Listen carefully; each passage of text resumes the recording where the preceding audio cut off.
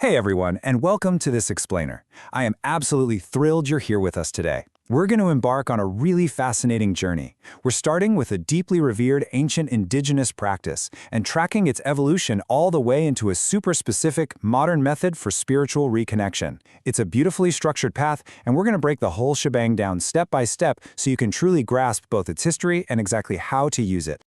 So, have you forgotten who you truly are? Wow. It's kind of a heavy question, right? But honestly, if we're being real with ourselves, it is so incredibly easy to get completely bogged down by the daily grind.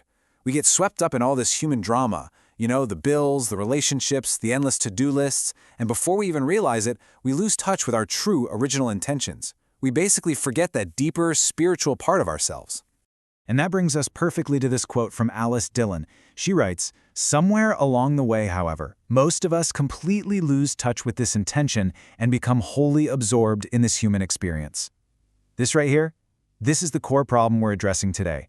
It's that profound disconnect between our messy, everyday human experience and our much deeper spiritual intentions. Okay, let's dive into this and look at our roadmap. First, we'll cover ancient roots, modern practice. Then, the science of forgiveness, followed by Alyce Dylan's spiritual adaptation. After that, mapping the four intentions, and finally, beginning your daily practice. Section 1. Ancient Roots, Modern Practice. The Evolution of Ho'oponopono. Now, before diving into today's specific spiritual focus, we really need to understand how this practice evolved. Looking back pre-20th century, Ho'oponopono actually originated in native Hawaiian society. It was this beautiful family or community-based process led by an elder, a kahuna, to restore collective balance after wrongdoing or sickness. So it was really all about kinship and shared responsibility. Then, moving into the 20th century, we see a massive shift. It was adapted by Hawaiian practitioners like Morna Simeona and later by psychologist Ihaleakala Hugh Len into a simplified individual self-cleansing practice. And while that brings us to the present day, where the contemporary practice focuses completely inwardly. People use it to clear our memory, an issue, or an internal relationship. To really cement this shift in your mind, let's look at the traditional format versus the contemporary one. The traditional format is a group confession. It's led by an elder and aimed at external communal repair. On the flip side, the contemporary format is an individual mantra with an inward focus aimed at self-cleansing and internal repair. Now, we're not diminishing either format here, not at all. Rather, we're looking at a really fascinating evolution of application. The core values of healing, they're still there, but the target has just moved from the community directly to the self. Section 2. The Science of Forgiveness. Analyzing the efficacy. So now that we've got the history down, it's worth noting that Ho'oponopono carries some profound psychological plausibility. Look at these elements: acknowledgement, apology, forgiveness, gratitude, and loving kindness. These are the exact components embedded in the four phrases of the practice. And guess what? They align perfectly with established therapeutic processes. Psychology actually tells us that working through these specific steps reduces resentment and really promotes overall emotional well-being. But what does the actual hard data say about all this? Well, under case reports, the current status is promising, showing real, tangible benefits for stress reduction and emotional healing. However, when we look at high-quality randomized trials, they're scarce. That means the scientific evidence is preliminary. It's not totally conclusive yet. And under considerations, researchers point out nonspecific effects. Basically, this means the benefits might overlap with things like the placebo effect, focused attention, or just cultural factors. So the big takeaway here, while it has immense self-help value, it shouldn't replace clinical care for serious conditions. Think of it as a complementary practice. Section 3. Alyce Dylan's Spiritual Adaptation, Reconnecting with the Self. Now, what's really interesting about this next part is how we pivot from using this tool for psychological or external conflict resolution to using it for deep internal spiritual repair. To understand Alyce Dylan's adaptation, we first need to define what she calls the eternal spirit self.